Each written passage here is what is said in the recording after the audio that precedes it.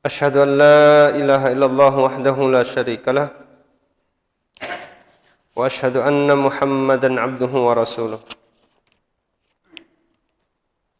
قال الله عز وجل: يرفع الله الذين آمنوا منكم والذين أوتوا العلم درجات. وقال النبي صلى الله عليه وسلم: من سلك طريقا يلتمس فيه علما سهل الله له به طريقا إلى الجنة.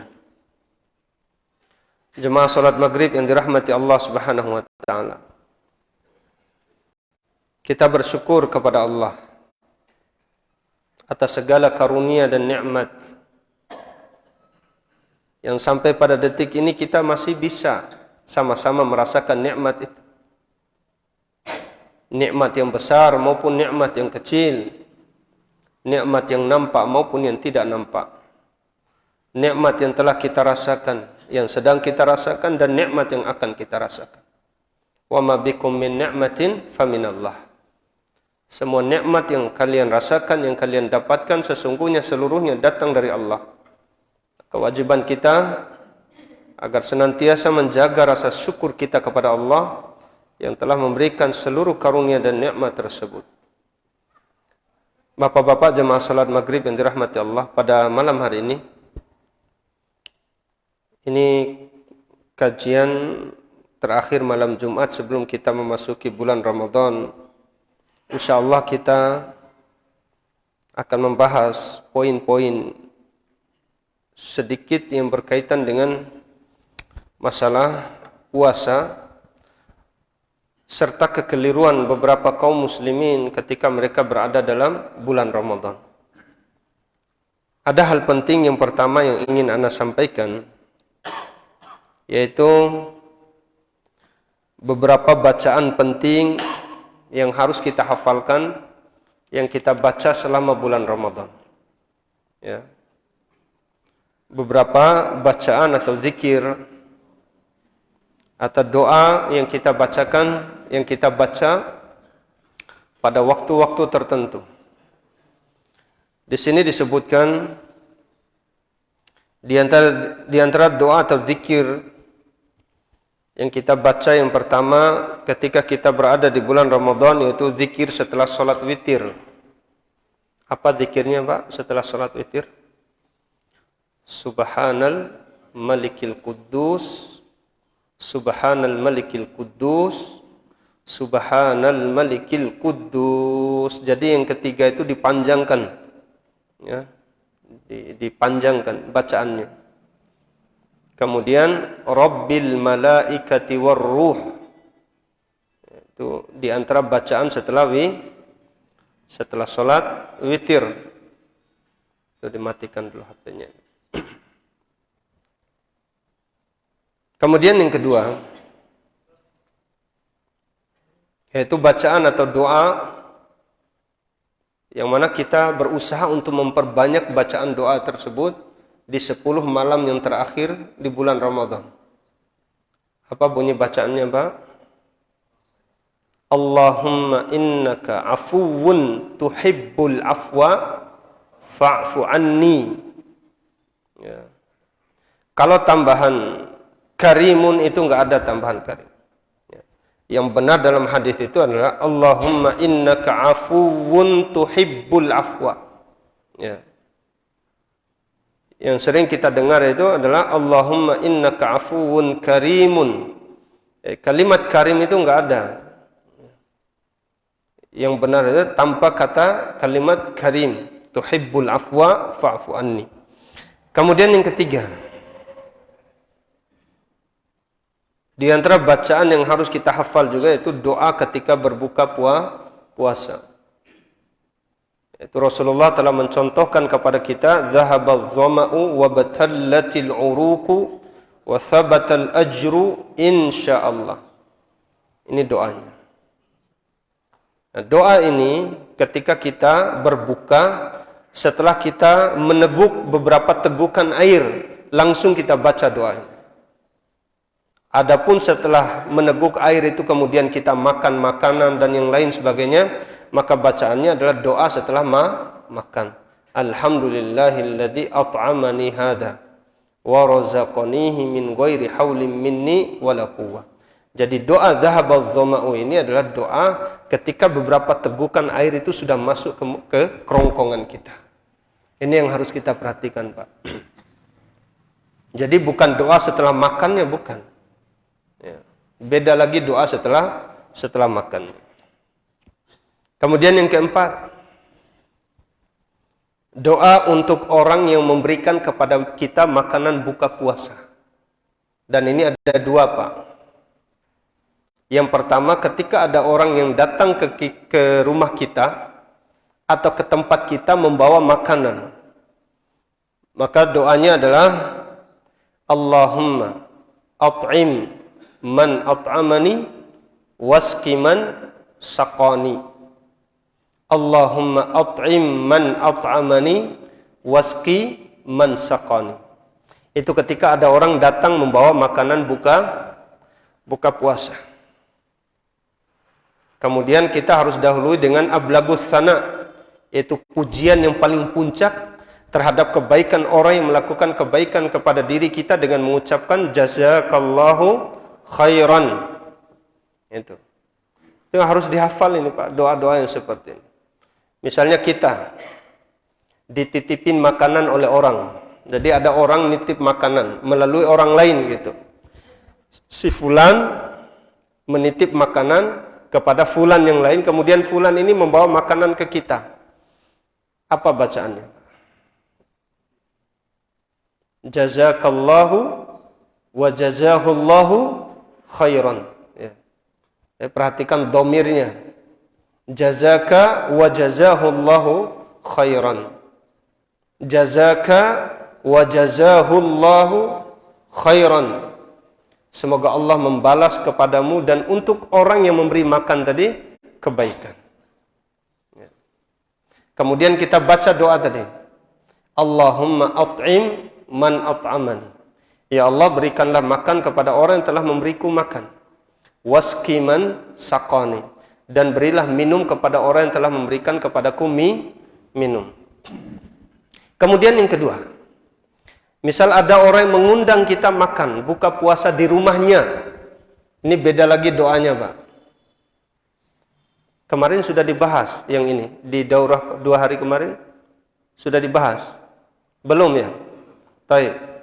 Kalau ada orang ngundang kita, pergi buka puasa di rumah mereka, apa bacaannya? Apa doanya? Aftara indakumus shaimun wa akala ta'amakumul abrar wa sallat alaikumul malaikah. Coba kita baca sama-sama, Pak. Aftara indakumus shaimun. Ayo. Aftara indakumus shaimun wa akala ta'amakumul abrar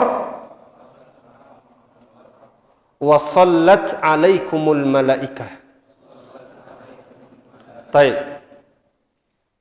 Aftara indakumus shaimun wa akala ta'amakumul abrar wa sallat alaikumul malaikah.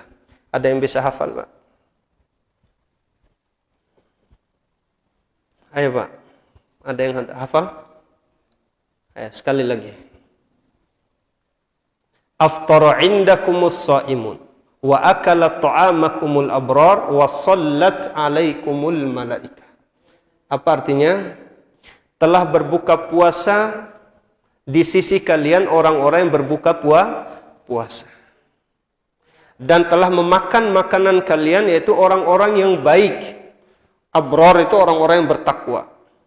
Dan para malaikat telah bersalawat atas kalian semua. Ini berarti, Pak, ketika ada orang sengaja memberikan kepada kita makanan untuk buka puasa, maka pada saat itu orang ini mendapatkan sholawatnya para malaikat. Maka ini anjuran buat kita semua, Pak. Ketika bulan Ramadan, kalau kita ingin mendapatkan pahala yang berlipat, selain dari pahala kita berpuasa, kita berikan makanan buka puasa kepada orang yang berpuasa. Balasannya apa kira-kira, Pak? maka seakan-akan kita mendapatkan pahala puasa orang tersebut tanpa dikurangi sedikit pun. Ini motivasi buat kita. Makanya di sini disebutkan ada kurang lebih 3 hadis yang berbicara tentang keutamaan memberi makan orang yang berpuasa. Hadis-hadis yang berkaitan dengan keutamaan memberi makan, apalagi memberi buka puasa kepada orang yang buka puasa. Hadis yang pertama, Rasulullah sallallahu alaihi wasallam bersabda, "Man fattara sha'iman." Barang siapa yang memberi makan untuk buka puasa kepada orang yang berpuasa, kana lahu mithlu ajrihi ghairu annahu la yanqusu min ajri shaimi syai'a. Maka dia mendapatkan pahala sempurna seperti pahala orang yang dia berikan makan tadi, tanpa dikurangi sedikit. Ini hadis yang pertama. Kemudian yang kedua, kaitan dengan memberi makan. Bahwasanya memberi makan apalagi kepada orang untuk berbuka puasa, kata Rasulullah, ini merupakan jalan sabilun atau tariqun ilal jannah, jalan menuju surga. Rasulullah sallallahu alaihi wasallam bersabda, "Inna fil jannati ghurafan tura zuhuruha min butuniha wa butunuha min zuhuriha." Sesungguhnya di dalam surga itu, Pak, ada ruang-ruang gitu, ghuraf, ghurfatun, ghurafun, ruangan-ruangan. Yang mana dalamnya itu bisa dilihat dari luar, luarnya itu bisa dilihat dari dalam. Faqama a'rabiyun faqal. Berdiri seorang A'rabi, Arab Badui, lalu beliau berkata, orang ini bertanya, "Liman hiya ya Rasulullah?" Buat siapa ruangan-ruangan itu wahai Rasul? Maka Rasulullah sallallahu alaihi wasallam bersabda, "Liman atabal kalam." Bagi orang yang memperbaiki ucapannya, artinya bagi orang yang ucapannya baik, lemah lembut tutur katanya kepada manusia. Kemudian yang kedua, wa at'ama at-ta'am, yaitu bagi orang yang suka memberi makan. Dan di dalam surah Al-Insan Allah Ta'ala berfirman kaitan dengan orang-orang yang mendapatkan minuman-minuman surga, "Innama nut'imukum liwajhillah la nuridu minkum jazaan wala syukura." Nah, orang-orang ini akan minum dari mata air surga. Lebih khusus disebutkan zanjabil. Ini minuman yang di situ ada campuran jahenya. Tidak bisa kita bayangkan seperti apa lezatnya, Pak. Kalau antum minum teh, ya, antum masukkan jahe, kemudian antum masukkan madu, itu luar biasa, Pak. Ya. Ini di dunia, Pak. Tidak bisa kita gambarkan bagaimana minuman di dalam surga. Nah, minuman ini bagi siapa? Yaitu bagi orang yang memberi orang lain makan dengan ikhlas karena Allah. Ya. Bukan karena ada embel-embel yang lain, enggak. Dia benar-benar memberikan dengan ala hubbihi, dengan kecintaannya. Ya. Jadi dorongan kasih sayang dia kepada kaum muslimin itu yang membuat dia termotivasi untuk memberi orang lain makan. La nuridu minkum jazaan wala syukura. Jadi ketika dia memberikan makan, dia tidak mengharapkan balasan, tidak juga mengharapkan ucapan terima kasih. Baik. Kemudian yang ketiga, wa adamas siyam. Orang yang mendapatkan ruangan dalam surga tadi yaitu orang yang adamas siyam, orang yang selalu berusaha untuk terus berpuasa. Mendawamkan puasa. Ini puasa-puasa sunnah. Kemudian yang keempat, wa shalla lillahi bil-laili wan nasu niyam. Yaitu orang yang salat karena Allah di malam hari sementara manusia sedang tidur. Ada 4 nih keutamaan tadi, Pak. Orang-orang yang mendapatkan kamar-kamar di surga itu. Siapa yang pertama tadi? Liman atabal kalam. Orang yang lemah lembut dalam berucap, berkata yang baik. Yang kedua, at'amat ta'am, yaitu orang yang suka memberi makan. Yang ketiga, wa adamas siyam, yaitu orang yang suka berpuasa, puasa sunnah yang dimaksud di sini. Kemudian yang keempat, wa shalla lillahi bil-lail wan nasu niyam. Orang yang suka bangun malam untuk sholat tahajud. Nah, ini buat 4 orang ini Allah siapkan bagi mereka ruangan-ruangan yang mana saking indahnya ruangan ini, dari luar bisa dilihat di dalamnya, dari dalam bisa dilihat kondisi yang ada di luar. Subhanallah, bagaimana indahnya. Semoga Allah Ta'ala memasukkan kita semua ke dalam surga. Allahumma amin. Hadis ini diriwayatkan oleh Imam At-Tirmidzi dan dihasankan oleh Syekh Al-Albani rahimahullah. Kemudian yang ketiga, ada lagi hadis yang berbicara tentang keutamaan memberikan makan. Apalagi memberi makan kepada orang yang berpuasa, untuk dia makan ketika berbuka.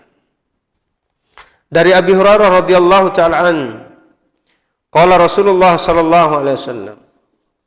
Suatu ketika Rasulullah itu pernah duduk bersama para sahabat. Kemudian Rasulullah bertanya, "Man asbaha minkum shaiman?" Siapa sih di antara kalian ini yang pagi hari ini dia berpuasa? Gitu.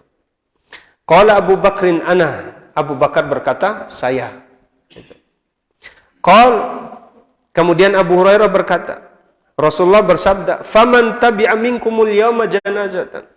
Dan siapa di antara kalian yang pada hari ini tadi telah mengikuti jenazah, artinya ikut menguburkan orang yang meninggal. Faqala Abu Bakrin ana. Abu Bakar mengatakan, saya wahai Rasulullah. Kemudian ditanya lagi, "Faman at'ama minkumul yawma miskinan."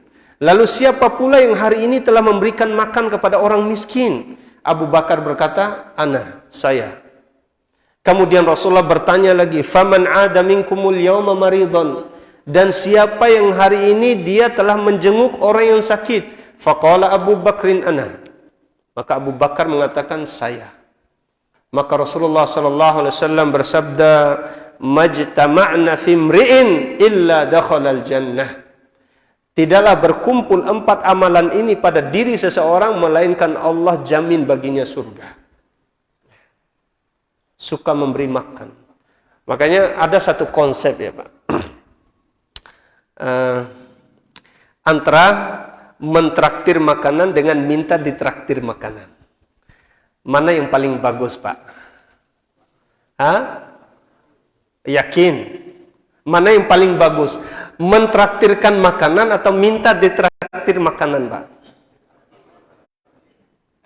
Baik, awas kalau antum nggak traktir nanti. Ini antum kena prank ini. Baik. Jadi kita ubah kebiasaan itu Pak. Jangan biasakan diri minta untuk ditraktir.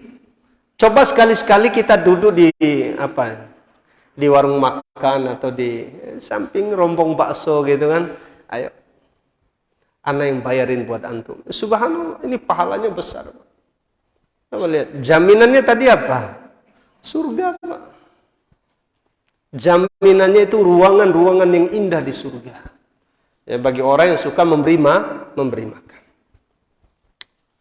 Baik, ini dia di antara hadis yang berbicara tentang keutamaan memberikan makan. Tadi kita sudah menyebutkan beberapa doa yang kita baca ketika di bulan Ramadan, dan ini subhanallah, ini begitu spesialnya kalimat-kalimat ini, doa-doa ini. Sehingga banyak sekali doa-doa yang memang kita disuruh untuk dibaca secara khusus ketika berada di bulan Ramadan. Taib, yang pertama tadi kita ulang sedikit Pak. Zikir setelah sholat witir apa bunyinya tadi? Subhanal malikil kudus, subhanal malikil kudus, subhanal malikil kudus. Dipanjangkan yang ketiga, Rabbil malaikati warruh. Kemudian yang kedua, doa yang diperbanyak untuk dibaca ketika 10 hari 10 malam terakhir di bulan Ramadan. Allahumma innaka afuwun tuhibbul afwa fa'fu anni. Kemudian yang ketiga, doa ketika berbuka puasa, dhahabadh dhama'u wa batallatil uruq wa thabatal ajru insyaallah. Kemudian yang keempat, doa ketika orang datang membawa makanan. Apa bunyi doanya tadi Pak? jazakallahu khairan. Kemudian setelah itu baca apa? Allahumma at'im man at'amani waskiman saqani. Kemudian kalau kita diundang makan di rumah orang untuk berbuka puasa, bacaannya apa tadi? Akala aftara indakumus shaimun wa akala ta'amakumul abrar wa sallat alaikumul malaikah. Jadi dibaca, dihafal itu Pak. Ya, diusahakan untuk dihafal.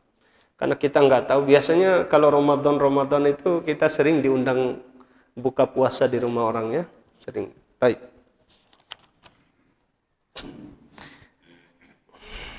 Pembahasan yang selanjutnya, kesalahan dan kekeliruan beberapa kaum muslimin ketika mereka berada di bulan Ramadan. Ini penting bagi kita untuk mempelajarinya. Karena sifat seorang mukmin, dia tidak boleh jatuh pada lubang yang sama sebanyak 2 kali. Kalau dia terus jatuh di lubang yang sama berkali-kali, bukan seorang mukmin namanya itu. Itu namanya muslim. Ya, muslim yaitu orang yang menzalimi dirinya. Baik. Di antara kekeliruan dan kesalahan sebagian kaum muslimin ketika berada di bulan Ramadan, dan puncak dari seluruh kesalahan dan dosa sebagian orang Islam ketika berada di bulan Ramadan, yaitu meninggalkan puasa. Tidak berpuasa. Dan ini banyak sekali, ikhwan. Dan bahkan ketika datang bulan Ramadan, dia merasa dirinya berat hati datangnya bulan Ramadan. Kenapa? Karena mengganggu aktivitas makan dan minum dia. Waliyadzubillah. Padahal Ramadan itu adalah salah satu rukun dari rukun Islam yang 5. Ya. Rasulullah SAW bersabda, "Bunyal Islamu ala khamsin, syahadati alla ilaha illallah wa anna Muhammadan Rasulullah wa iqamis shalah wa ita'iz zakah wa shaumi Ramadan wa hajjil bait." Yang pertama rukun Islam syahadatain, kemudian salat, kemudian zakat, kemudian yang keempat puasa di bulan Ramadan. Nah, kalau seseorang merasa tidak suka dengan salah satu rukun Islam yang 5 ini, berarti dia telah menghancurkan agamanya. Karena tidaklah sempurna rukun itu kecuali harus disempurnakan rukunnya. Ya. Seperti sebuah rumah, sebuah bangunan. Kalau salah satu dari rukun daripada bangunan tersebut tidak ditegakkan, maka rumah atau bangunan itu pasti akan runtuh dan tidak akan sempurna. Dan barang siapa ya, yang tidak atau dia dengan sengaja meninggalkan puasa di bulan Ramadan dengan anggapan bahwasanya puasa itu tidak wajib, maka para ulama sepakat dia telah keluar dari Islam.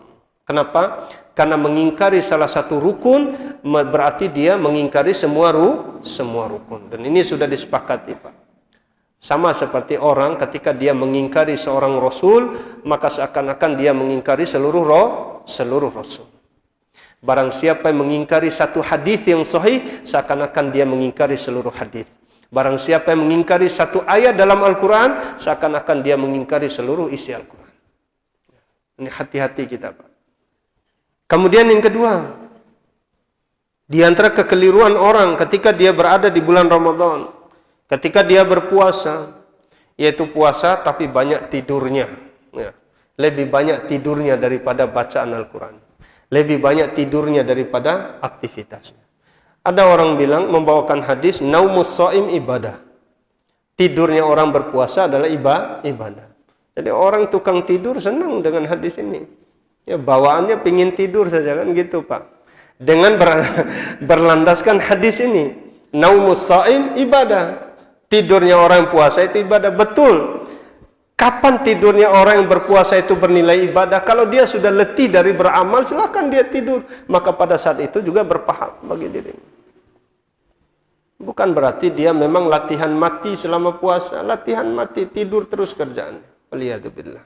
Ini motivasi semua. Yang ketiga, di antara kekeliruan orang ketika berada di bulan Ramadan, dia berpuasa tapi meninggalkan sholat.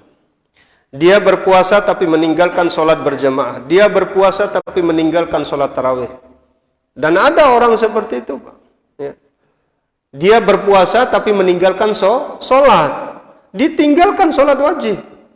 Sama seperti orang yang mencuci kencingnya dengan air kencing yang serupa. Bagaimana air kencingnya akan suci kalau dicuci dengan air kencing?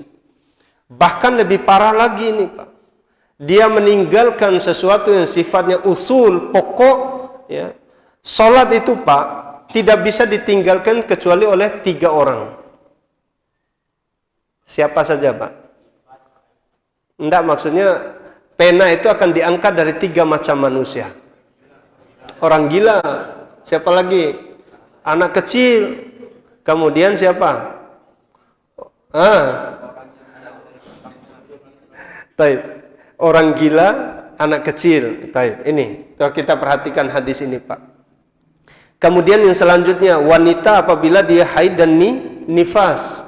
Ini posisi atau saat di mana kondisi seseorang tidak diwajibkan bagi mereka sholat. Tapi, perhatikan. Kalau dia di luar daripada keadaan ini, maka dia wajib sholat. Sampai dia tua sekalipun wajib sholat. Tapi orang ketika dia kondisi pikun, wajib nggak dia puasa, Pak? Wajib apa enggak kalau dia sudah pikun gitu? Enggak wajib dia berpuasa. Wanita-wanita yang hamil, ya, wanita-wanita yang menyusui, enggak wajib bagi mereka berpuasa. Dan mereka diperbolehkan untuk mengganti puasa itu dengan membayar fidyah. Itu bedanya, Pak. Nah, ada orang yang dia menjaga puasa tapi dia tidak mampu menjaga sholatnya. Ini musibah. Dia berpuasa tapi dia tidak mau sholat. Dan banyak juga orang ketika berada di bulan Ramadan dia meninggalkan sholat berjamaah. Dia meninggalkan sholat berjamaah. Dia sholat tapi jarang sholat berjamaah. Kemudian juga kekeliruan orang ketika berada di bulan Ramadan, dia bahkan nggak pernah sholat tarawih. Bahkan ada yang lebih parah, terbalik dari itu. Dia rajin sholat tarawih tapi sholat wajibnya di rumah. Aneh itu, Pak. Ya. Rajin sholat tarawih di masjid bersama kaum muslimin, tapi dia sholat wajibnya itu di rumah. Ini terbalik ini, Pak. Harusnya sunnahnya itu adalah sholat berjamaah 5 waktu itu di masjid, boleh dia sholat sendiri tarawih di rumah. Kenapa demikian? Karena sholat tarawih itu hukumnya gimana? Hukumnya apa sholat tarawih? Disepakati oleh para ulama dan seluruh kaum muslimin. Sholat wajib itu 5, Pak. Subuh, zuhur, asar, maghrib, isya. Selain itu dihukumi sunnah. Tapi ada sholat yang sifatnya wajib karena sebab. Mungkin bisa kita ulang-ulang, Pak. Coba kita sebutkan sholat apa saja yang hukumnya wajib karena sebab. Dia bisa wajib padahal tidak wajib gitu. Dia bisa wajib karena sebab.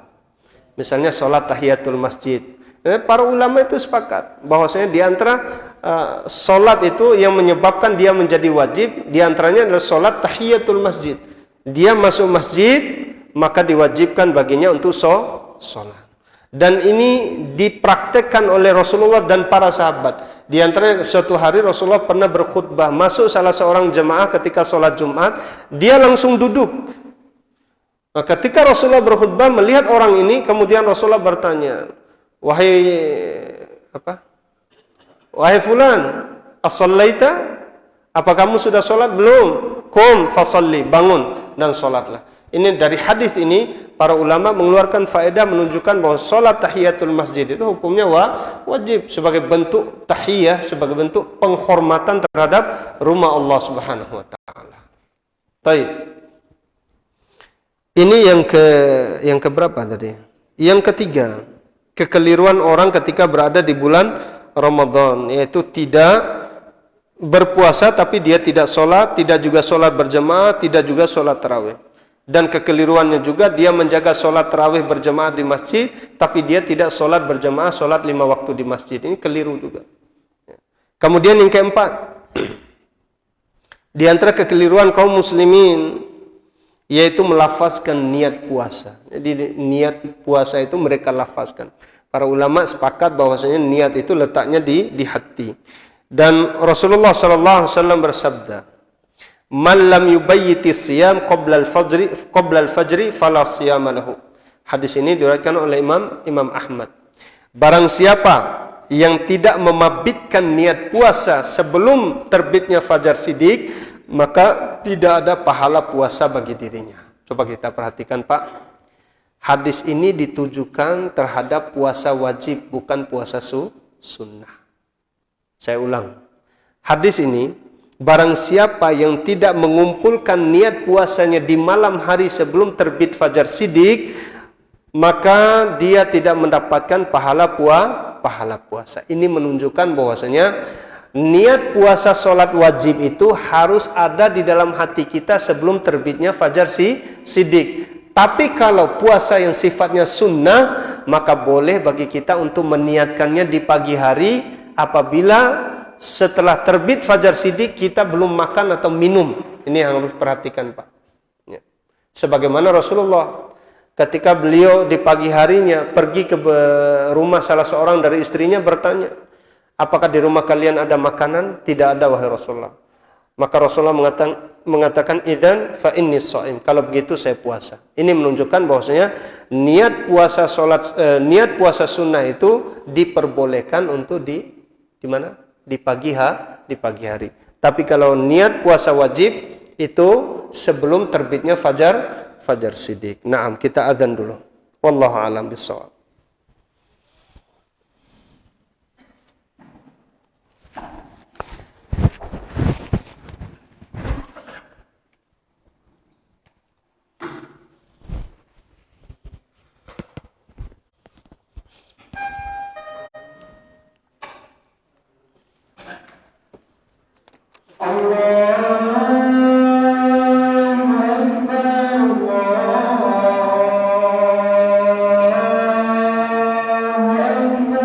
Allahu akbar.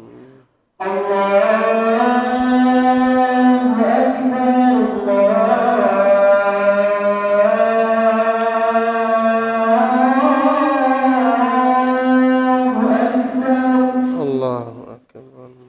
Asyhadu an la ilaha illallah.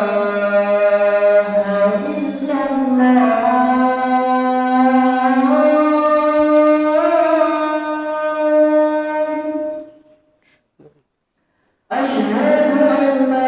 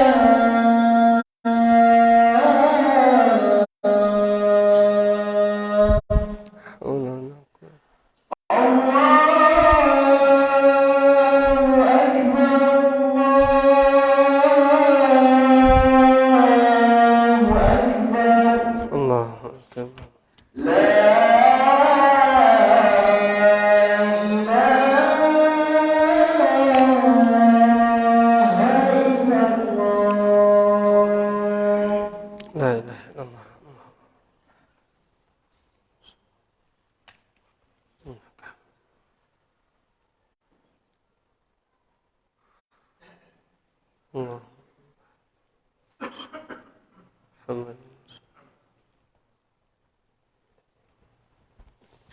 kita lanjutkan. Kaitan dengan niat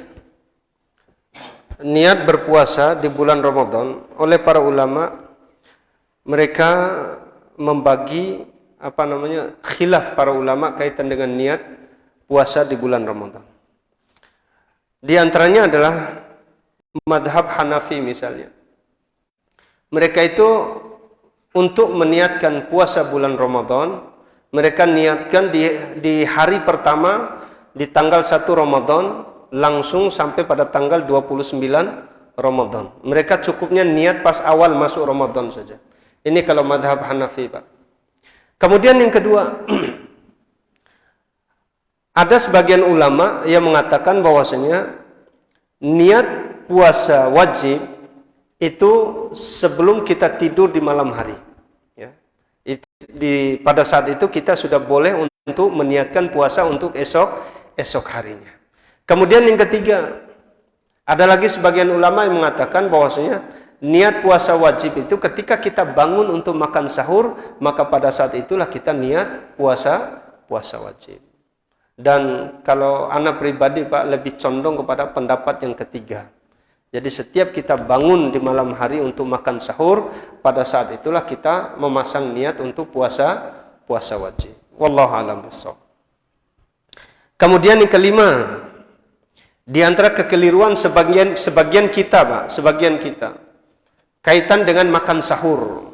Dan ini seringkali kita terjatuh di dalamnya.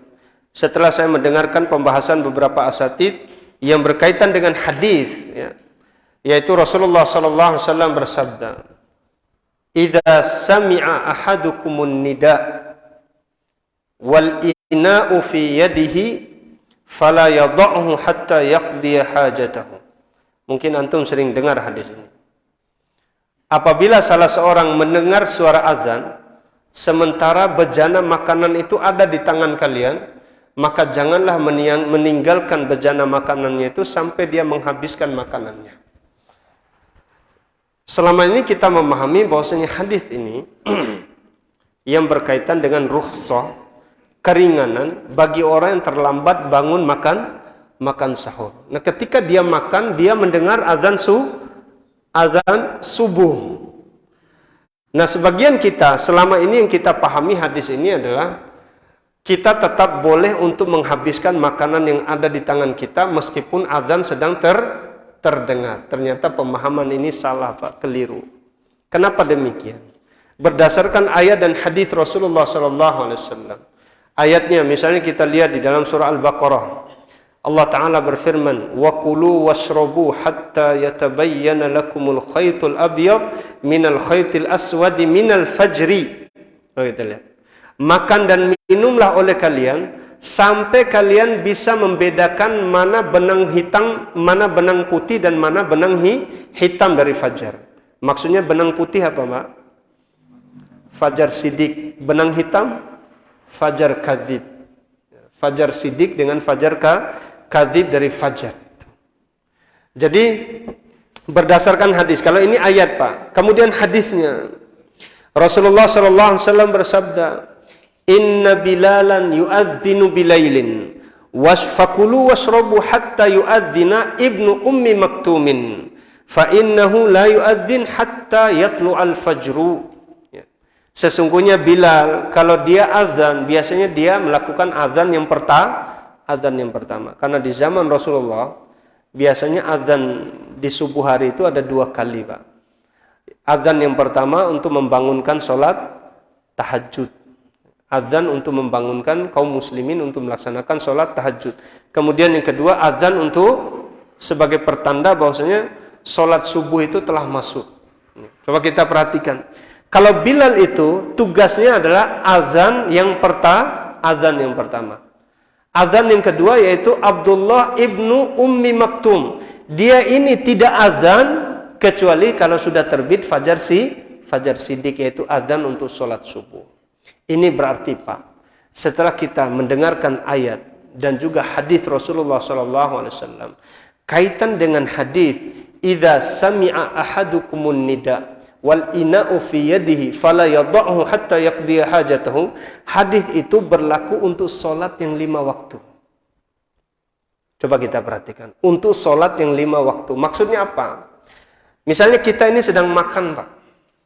Tiba-tiba terdengar suara azan zuhur atau azan asar atau azan maghrib atau azan isya. Sementara kita sedang makan. Maka jangan kita tinggalkan makanan itu sampai kita selesai dari menghabisi makanan tersebut. Kenapa? Karena sholat itu dihukumi makruh kalau dia sholat dalam kondisi dia meninggalkan sisa makanannya. Apalagi barusan makan, Pak. Baru makan. Kenapa? Karena para salaf itu, Pak, subhanallah, ini sebagai motivasi beramal untuk kita semuanya, bahwa para salaf itu ketika mereka mendengarkan suara azan, mereka meninggalkan daripada pekerjaan-pekerjaan mereka. Ya. Pekerjaan mereka tinggalkan. Lalu mereka kemana, Pak? Memenuhi panggilan azan tersebut. Subhanallah, begitu termotivasinya mereka, begitu bersegeranya mereka dalam panggilan-panggilan kebaikan, apalagi panggilan sholat.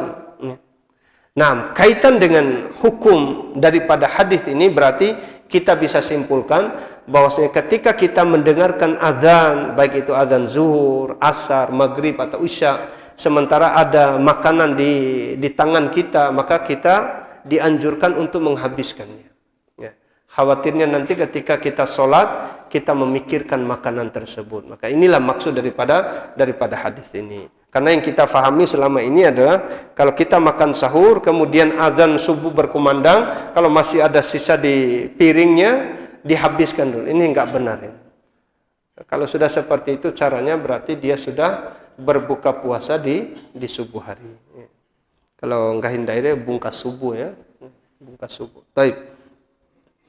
Kesalahan yang selanjutnya, kekeliruan sebagian kaum muslimin, yaitu tidak perhatian terhadap hukum-hukum puasa Ramadan. Dan ini banyak. Ya. Tidak mengambil perhatian, tidak belajar kaitan dengan hukum-hukum puasa Ramadan. Akhirnya asal pehe. Ya.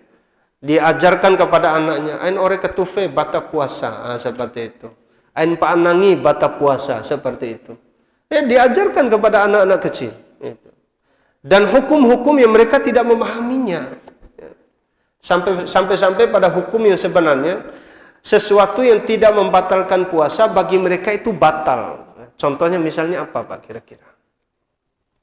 Sesuatu yang tidak membatalkan puasa, tapi menurut sebagian orang awam menganggap itu membatalkan puasa. Contohnya apa misalnya?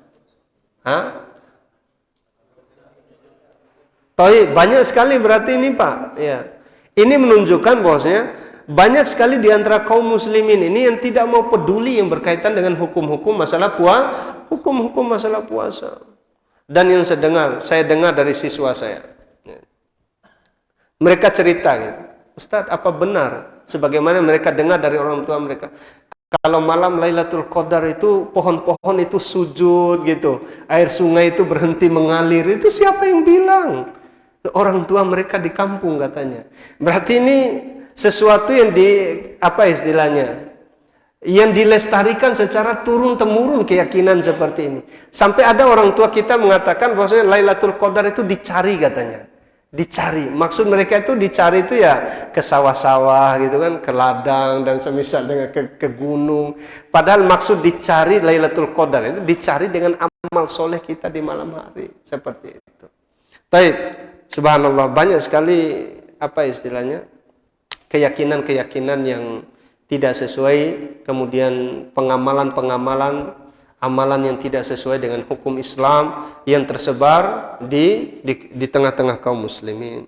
Ini menunjukkan kurangnya perhatian kita terhadap hukum-hukum yang berkaitan dengan puasa Ramadan, kurangnya perhatian beberapa kaum muslimin yang berkaitan dengan hukum-hukum terhadap puasa Ramadan. Kemudian juga yang selanjutnya, di antara kekeliruan sebagian kaum muslimin ketika mereka berada di bulan Ramadan, yaitu mengumbar pandangan,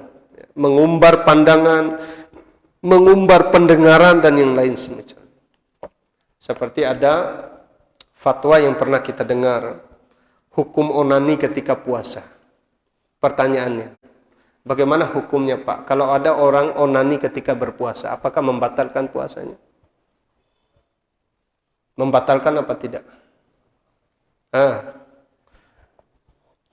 Hadis qudsi, Allah Ta'ala berfirman, yada' ta'amahu wa syarabahu wa syahwatahu min ajli. Jadi orang yang berpuasa itu dia meninggalkan makanan, dia meninggalkan minuman, dan dia meninggalkan syahwatnya karenaku. Berarti orang yang onani itu batal puasanya. Dan wajib dia mengqadha pada bulan yang lain. Sementara puasa pada hari itu wajib dia genapkan sampai terbenamnya matahari, enggak boleh dia buka puasa. Ya. Tapi dia wajib untuk menggantinya pada bulan yang lain. Baik. Kemudian juga di antara kekeliruan atau mengumbar pandangan, penglihatan, pendengaran maupun penglihatan di bulan Ramadan, ada sebagian orang yang terbiasa mendengarkan musik ketika dia berpuasa. Padahal mendengarkan musik ketika puasa ini dapat membatalkan puasanya itu secara maknawi, Ya. Seperti ucapan dusta, berkata bohong, menggibahi kaum muslimin ketika puasa, ini semua dapat membatalkan puasa secara maknawi. Ya. Rasulullah sallallahu alaihi wasallam bersabda, "Man lam yada' qaula az-zur wal 'amala bih, falaysa lillahi hajatun min ay yada'a ta'amahu wa syarabah." Barang siapa yang tidak meninggalkan ucapan dusta, kemudian beramal dengan amalan-amalan dusta ketika dia berpuasa, maka Allah tidak butuh dengan puasanya. Allah enggak butuh dengan puasa. Ketika dia berjualan di pasar, dia kurangi takaran, dia kurangi timbangan, dia bersumpah dengan sumpah palsu sementara dia sedang berpuasa, ini semua dapat membatalkan puasa secara maknawi. Mendengarkan musik dan yang lain sebagainya. Waliyadzubillah. Dan di antara kemungkaran yang sering terjadi kita lihat di sore hari setiap selama bulan Ramadan, di sore hari ada misalnya istilahnya ngabuburit, ya. Bercampur baur antara laki-laki dan perempuan, menampakkan aurat, melihat sesuatu yang diharamkan, melakukan sesuatu yang sifatnya sia-sia. Ini semua adalah hal-hal yang dapat membatalkan puasa secara maknawi.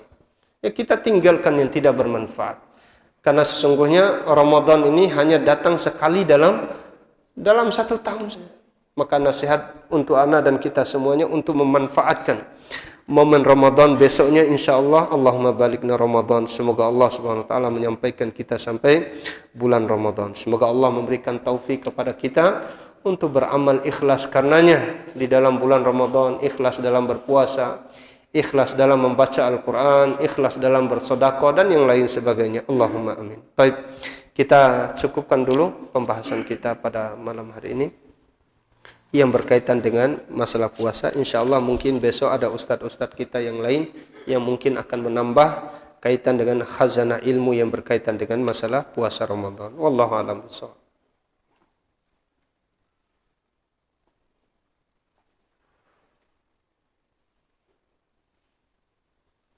Baik. Apakah masih boleh kita habiskan makanan kita yang seandainya di tangan kita yang pegang satu piring, satu suap maksudnya ini, Pak. Ya, satu suap apabila azan sudah berkumandang. Untuk lebih hati-hatinya agar tidak apa istilahnya, tidak menghabiskan makanan itu. Ini kaitan dengan masalah pendapat, Pak, ya, kaitan dengan masalah pendapat. Adapun yang rajih kita kembalikan kepada ayat maupun hadis Rasulullah sallallahu alaihi wasallam. Kalau sudah mendengarkan azan sudah tinggalkan makan dan minum. Wallahu a'lam bishawab. Naam. Untuk lebih sempurnanya majelis kita tutup dengan membaca doa kafaratul majelis. Subhanakallahumma bihamdika asyhadu an la ilaha illa anta astaghfiruka wa atubu ilaik. Assalamualaikum warahmatullahi wabarakatuh.